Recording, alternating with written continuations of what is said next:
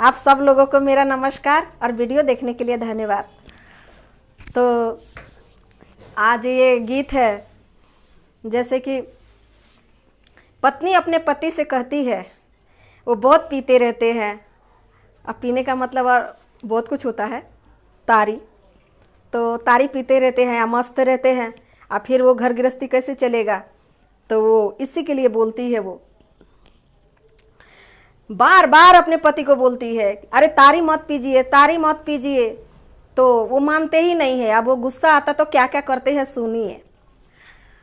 जेठ बैसाखवा के तलफी गरमिया, अरे तलफी गरमिया, तरिया जनी पीह, तरिया जनी पीह, पातर हो बलमुआ, तरिया जनी पीह, पातर हो बलमुआ, तरिया जनी पीह।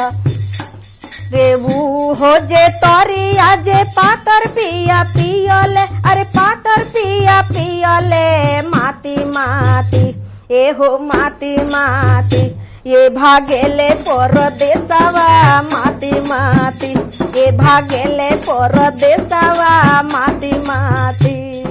बारह बरिस पर पिया मोरा आइले, अरे पिया मोरा आइले बरतर, यो जी बरतर, पिया झोपड़ी बनवले बरतर, पिया झोपड़ी बनवले बरतर।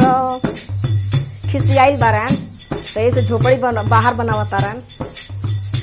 अरे पियावा के छोहे उहो, पियावा के छोहे हम पानी आले गईनी, अरे पानी आले गईनी बरतर, अरे बरतर, पिया कुइया खोदवले बरतर, पिया कुइया खोदवले बरतर।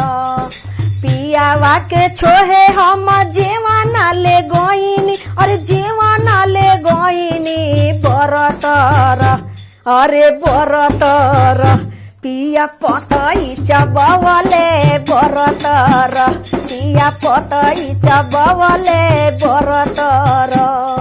ये कितना गुस्साइल बारन। रे पियावा के छोहे हम,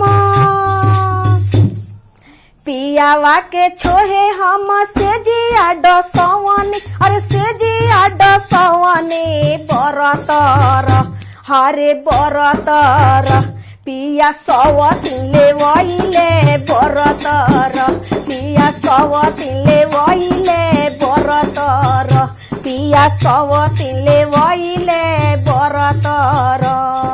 जेठ बैसाखवा के तलफी गरमिया, अरे तलफी गरमिया बरतर, अरे तरिया जनी पीह, पातर हो बलमुआ, तरिया जनी पीह, पातर हो बलमुआ, तरिया जनी पीह, पातर हो बलमुआ, तरिया जनी पीह।